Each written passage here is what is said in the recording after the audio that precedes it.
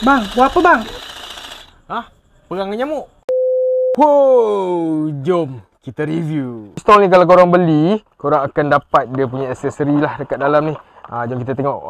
Dia punya bateri. Ada bateri untuk function apa tu? Sekejap lagi kita tengok apa function dia.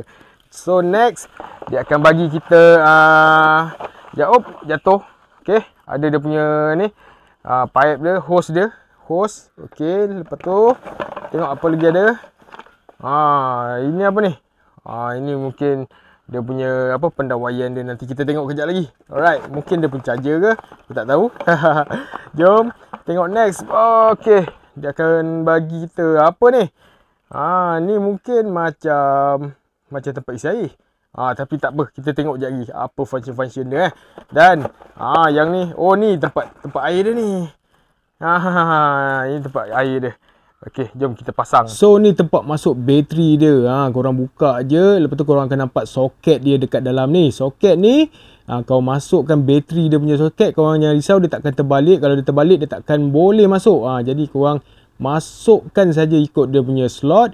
Lepas tu dah settle masuk ni, korang kemaskan bateri dia tu, korang masukkan dalam dia.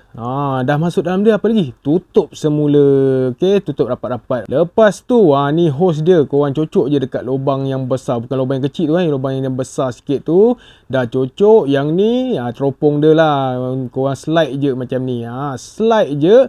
So korang dah boleh aim dah korang punya target. Nampak tu. Okey, wire yang hitam ni untuk apa pula? Wire yang hitam ni adalah dia punya untuk cas bateri dia. Jadi slot dia sama juga, tak boleh terbalik. So korang ikut je dia punya slot, masuk betul-betul soket dia ni. Lepas tu korang dah boleh cas guna korang punya power bank ataupun direct terus lah. Okey. Lepas tu korang masukkan dia macam ni. Lepas tu korang just pump. Lepas tu jom kita test tembak.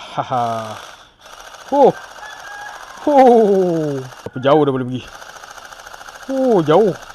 So tadi korang tengok video siang hari, betul tak? Jom kita tengok malam hari lagi function babe. Dengan lampu dia mesti lawa. Sama-sama kita tengok.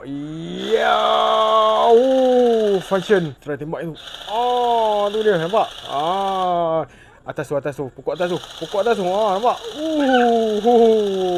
Memang function, memang best.